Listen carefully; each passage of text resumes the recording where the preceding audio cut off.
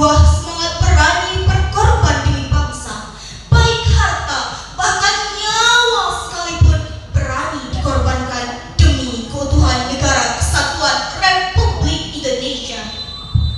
Usaha pembelaan negara dilandasi dengan kecintaan terhadap tanah air, kesadaran berbangsa dan bernegara, dengan keyakinan terhadap Pancasila sebagai dasar negara dan Undang-Undang Dasar 1945 sebagai landasan konstitusi negara.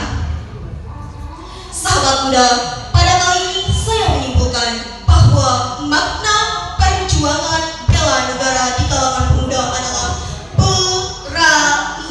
Yang pertama, berani berkorban demi bangsa. Nelson Mandela pernah berkata, pendidikan adalah senjata paling mematikan di dunia. Dengan pendidikan, Anda dapat mengubah dunia.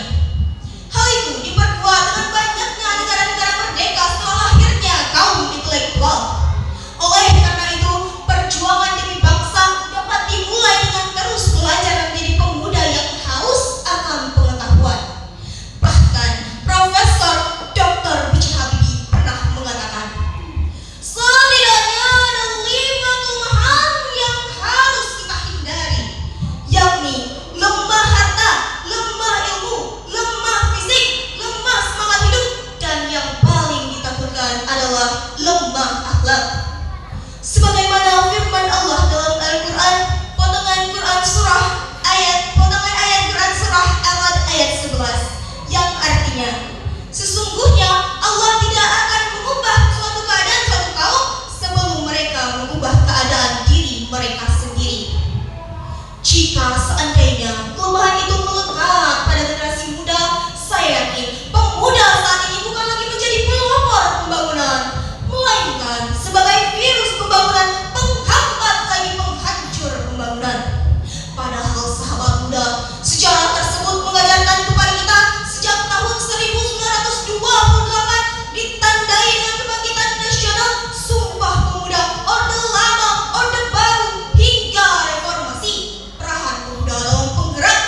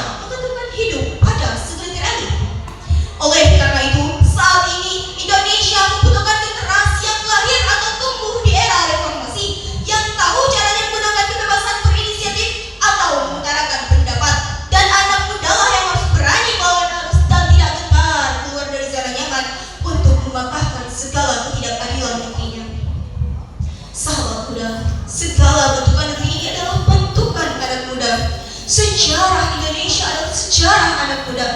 Tidak pernah lekang dalam ingatan bagaimana Sumpah Pemuda menjadi momentum kesadaran nasionalisme dari penjuru Nusantara untuk memantik meraih kemerdekaan.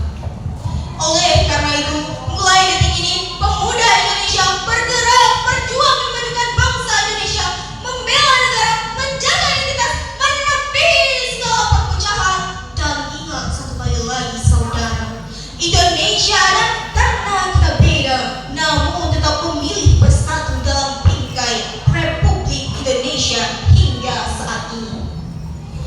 Dewan juri yang terhormat, mungkin hanya ini yang dapat saya sampaikan.